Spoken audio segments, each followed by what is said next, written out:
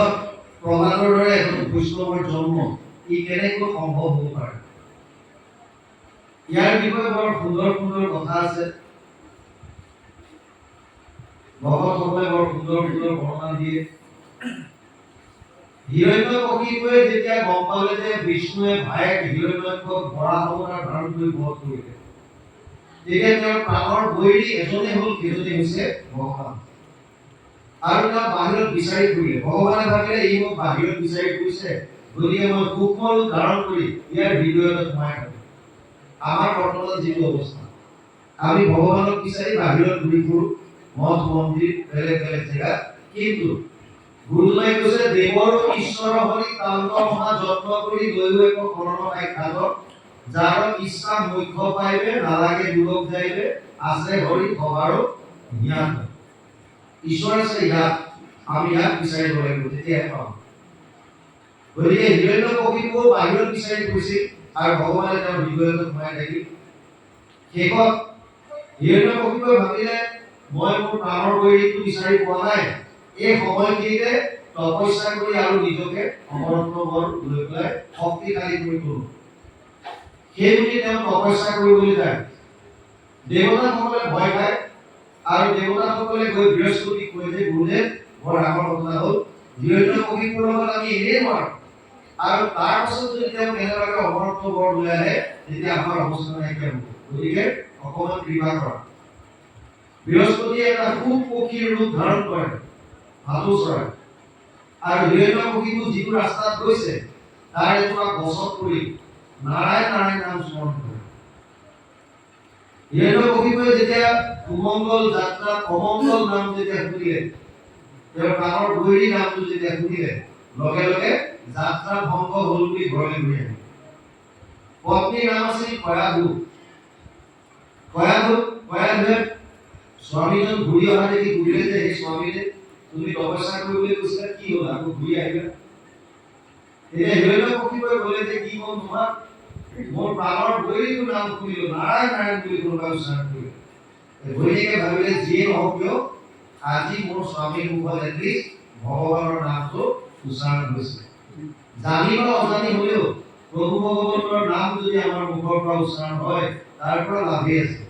অজানিলে পুত্ৰৰ নাম লৈও বিষ্ণু দূতৰ পৰা তেওঁৰ প্ৰাণ ৰক্ষা পাইছে।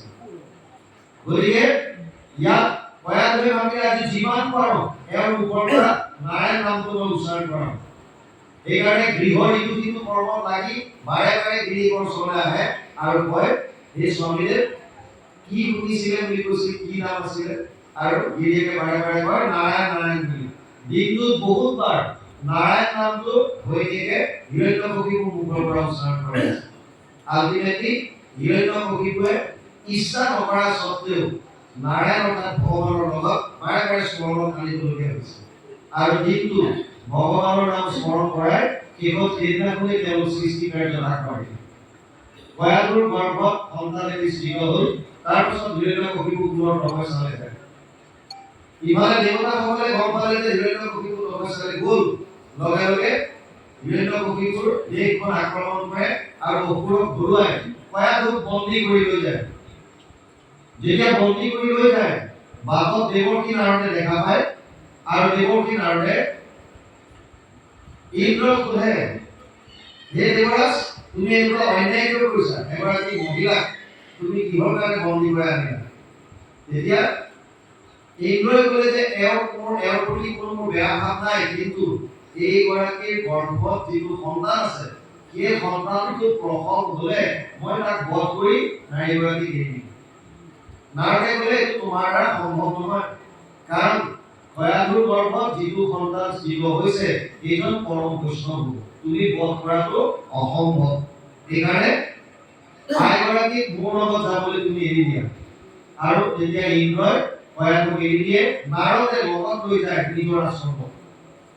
আৰু সেই গৰ্ভৱতী অৱস্থাত নাৰদৰ আশ্ৰমত থকাৰ কাৰণে নাৰদে প্ৰত্যেক দিনা ভাগৱতৰ কথা কয়াধুক শ্ৰৱণ কৰে। সেইকাৰণে গৰ্ভত থাকোঁতে প্ৰহ্লাদে ভাগৱতৰ ধৰ্মখিনি সুন্দৰভাৱে গম পালে। কাহিনী আকাৰেতো আমি বুজিলোঁ, তাত্ত্বিক অৰ্থটো বুজক।